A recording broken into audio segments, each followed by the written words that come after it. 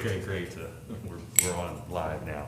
Good morning or good afternoon, everybody. My name is Fred Wilson. I'll be the hearings officer for today's public hearing. This is the time set aside for the, is it Stately? Thank you. The Stadley Living Trust case. The file number is 20-005. Today is an opportunity for people to present testimony, to submit evidence, to make legal arguments. We don't have a lot of people here, so we probably won't have anything in dispute, but I don't make a final decision today. There'll be a later written decision that comes out after the record's been closed. Something you have to talk about for every public hearing. Need to disclose whether I've had any ex-parte contacts. That's any discussions about the merits of the case before today, and I haven't. The only thing I know about this case is what I've received from the planning department that's in the file and in the staff report. I also need to disclose whether I'm biased, whether I'm for or against the application for any reason other than the merits, and I'm not. I'm not familiar with the parties or the property. I don't have any reason to feel one way or the other. Finally, I need to disclose whether I have any conflicts of interest. I don't. I live in West Salem. I'm doing this on a contract basis for the county right now. I don't have any private clients in Marion County. I don't own property in Marion County, so no reason to have any conflicts of interest. If you haven't been to one of these hearings before, the way it's going to work is we will start with the staff report from Ms. Schrems. After that, the applicant, you'll have an opportunity to present your case. If anybody shows up who wants to testify in favor of the application, then they would go. If anybody shows up who's opposed to the application, then they would have a chance to testify. Ms. Schrems would have an opportunity to respond that anything comes up, and then finally you'd have a chance as the applicant for final rebuttal since you have the burden of proof. I think we'll probably be able to skip the last few steps of the process today.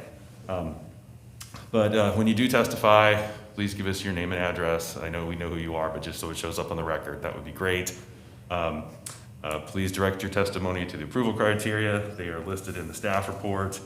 They are primarily the most important things are the zone change under the MCC, the Marion County Code, and also those administrative rules for taking exception to Goal 3. There's some proposed, I think we have proposed conditions of approval here. If you have any objections to those, think they may be unconstitutional takings, anything like that, make sure you raise those issues, or you may be precluded from raising them in the future, the other further proceedings or appeals in this case. Also, make sure you raise any and all issues you have regarding anything. If you don't raise those, you may be precluded under state law from raising them in the future. I think I can skip my spiel about everybody being polite and getting along. If you haven't turned off your cell phone, this would probably be a good time to do it. Unless we have any preliminary matters to take care of, Ms. Schrems, I think we can turn to the staff report. Yeah, I think that's fine. Thanks. All right, good afternoon. For the record, this is Alyssa Schrems. The item before you today is an application for a zone change and comprehensive plan amendment on property that is currently zoned exclusive farm use with the corresponding primary agriculture comp plan designation. The applicant is requesting to change the zone to industrial and the comprehensive plan designation to industrial. The applicant is also requesting an exception to statewide planning goal 3 using the physically developed and irrevocably committed exceptions. The property is located at 12424 Silverton Road Northeast on the south side of Silverton Road Northeast, which is also Highway 213, approximately 1,700 feet southwest of the intersection with Railway Avenue Northeast. There have been no previous land use cases on the property. The property was first described by warranty deed on, and this is Reel 68 and page 1134, which was recorded December 7th of 1976.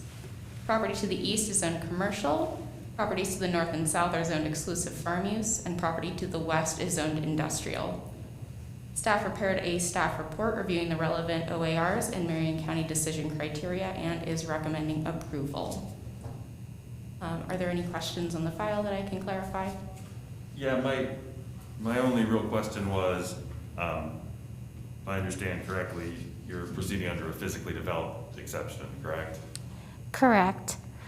And so, I think in the staff report it talks about the requirements for a irrevocably committed exception. The way I read the application is it kind of addressed both, and they are pretty similar. We couldn't proceed under either, I think, if anybody has any feelings. We presented them as alternative arguments in our application, just because we think both apply here and they are fairly similar. If you feel that we need to tie to one, I think the physically developed is probably the stronger. Yeah, I think I'd agree with that. So maybe I didn't get everything from the file. I have your, it's about a 5-page. This one, is this the one you're talking about, is your application, or? Yes. Okay.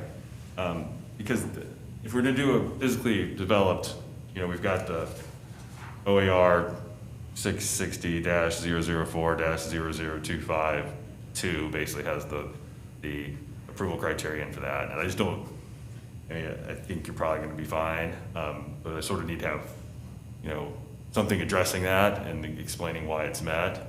I'm not, I don't remember seeing that. We can provide supplemental findings if that's helpful. Okay, so I don't remember seeing that OAR addressed in your, at least in the one that we're talking about here. So yours, what is it, a 7-page one? So I believe there are 2 separate sections that are in the actual file. So there is the one that should be clipped on the left-hand side, which would have been the initial application. And then there was also an initial, or a supplemental addition to the record that would have been the one that was stapled, that would have been in the right side pocket. Yeah, see, I think I probably wasn't sent everything.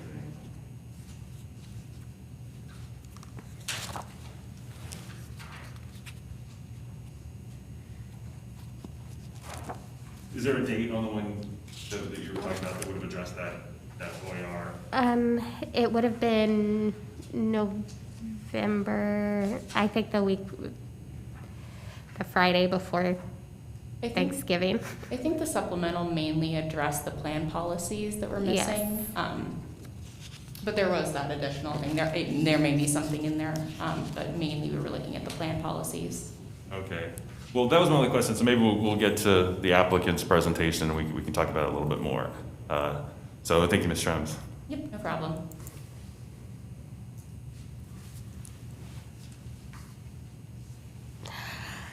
My name is Margaret Ganderville. My work address is 250 Church Street, Suite 200, Salem, Oregon, 97301. I'm appearing as attorney on behalf of the applicant. We want to thank staff for their time and effort on making sure that this application was deemed complete and their time preparing their report. We believe that this application is fairly straightforward for an application of its type. The development pattern in this area is fairly parcelized. The majority of the surrounding properties are substandard properties, and the 2 immediately adjacent properties are developed in non-EFU uses. So we believe that this change makes sense for the general development pattern in the area, in addition to it being adjacent to the development and UGB in Silverton. We have reviewed the general engineering comments and are, for the most part, in agreement with the proposed conditions of approval from then. Our one comment, and we've already addressed this with staff who has addressed it with engineering, is that we would like a modification of the request for written evidence regarding the access to just be changed to applicant will use best efforts. The reason we're requesting this is we've been trying to get a revised access agreement since the property was purchased in April, and we're finding the railroad to be largely unresponsive. We've had similar problems with obtaining a waiver from ODOT, so we will continue to move forward with making sure we have that access agreement in place, but we'd like it to not represent a restriction when we're trying to go in for building permits and further development of the property. So you're gonna use the same crossing that's been in use for years, Yes, correct? when we purchased it, there was a standing access agreement which covers the parameters of the proposed use. It's just that having that assigned hasn't happened yet, and because the railroad needs to come out and survey the crossing, and it's an unused line. So we think that it's not a priority for them. So we're working on it, but it's just not quite in place yet. Yeah, I don't think that's unusual to have, getting it slow walked from the railroads. Ms. Shrums, does the county have any issues with that? So based on some conversations I've had with other divisions in Public Works, it sounds like we are willing to make that change. Preferably, I think what we would like to do is, if possible, have an open record period for 1 week so we can get that in writing from our engineering division, since it is largely their requirement as part of the zone change. But like I said, preliminarily, it appears that that would be fine with the department. Okay. I don't see that that'd be a problem with me. That's acceptable to us. The other condition we wanted to address is regarding the encroachment of the drive onto the right-of-way where the crossing is. There is a slight encroachment where the existing driveway is, but we will realign that so that it's fully on my client's property. And we can do that at the time of paving. So we don't anticipate that being an issue. There's no problem with the turning radius or there's plenty of space there. So rather than obtaining an easement, we think that that's a more sensible alternative in this instance.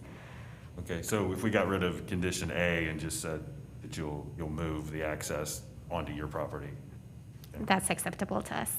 that sounds fine. I do want to clarify one thing. So when LDEP does their conditions and requirements, they have kind of tiers with how they treat them. Conditions are things that are required before you can initiate your permit. Requirements are more advisories or things that are somewhat time sensitive and do need to be addressed before moving forward.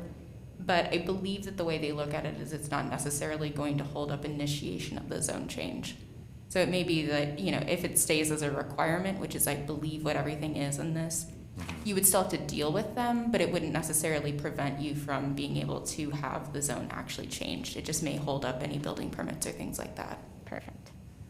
So there aren't any actual full-fledged conditions of approval here, it's just the requirements. Not that I saw. I didn't see any real conditions. They were all just requirements or strong advisories. And then I believe you received the report clearing the enforcement issue. Yes. So if there are additional questions, we're happy to answer them for you now. Regarding the OAR for physically developed, it looks like that's on page 3 of our application. We can add additional detail if you need some clarification.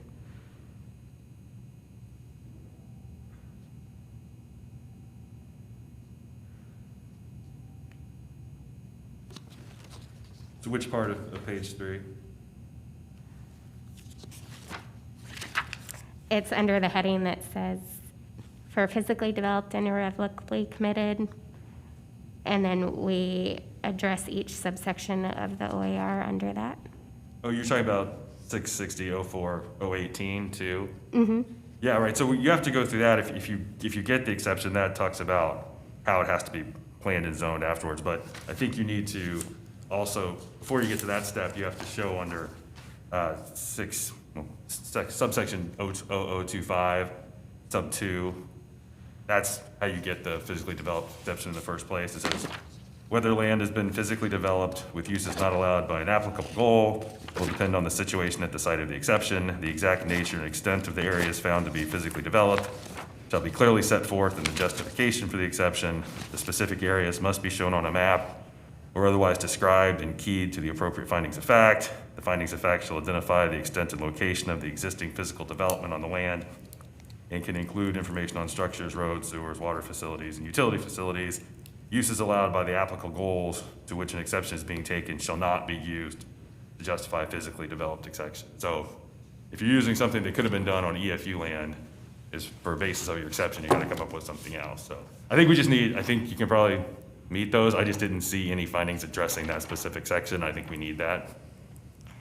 We'll provide that as a supplemental. Okay, it sounds like we're gonna leave the record open anyway, so that should be easy enough. Okay. That was the only thing I thought we still needed to have, so. I don't wanna cut you off if you have more to your presentation. No, if you have any further questions, we're happy to answer them. I think we are in agreement with staff that this makes sense for this particular parcel in this area. Yeah, I think it makes sense too. But sometimes as I'm sure you're aware, things that make sense don't actually meet the approval criteria and Sure. the goals and the OAR. So, but I definitely agree with you on that. Did you want to have your client testify? You don't have to. You can if you want to. If you've got a question, I'm happy to answer it. Okay. I think we've got the only question I really had we've sort of addressed. So, we can leave the record open. You're talking about a week. I think we'd have to have the initial period and the response period. We'd like to do it like 1 week, and you can waive your final legal argument, obviously, if you want to, and get this going a little quicker. But does 1 week work for you? That works for us. Okay. Ms. Schrems, anything else you'd like to add? Nope, I think that's it. I will just make sure to remind LDUP to get those in promptly so that we're moving along. Okay, but both those changes to the requirements sound fine to me. And so if we have that, and then we have the specific findings on section 0025, it all looks pretty good, so. Okay, great. All right, and with that, we can conclude the public hearing. As we discussed, the record will be left open 1 week from today for submission of new evidence and testimony, 1 additional week after that for responses to the new evidence, argument and testimony. There's a 3rd week for you to submit your final legal argument if you want. If you want to just let us know that you waived that, then we can take that week off and get everything else started quicker. Great. All right, well, that will conclude today's proceedings. Thank you, everybody. Thank you.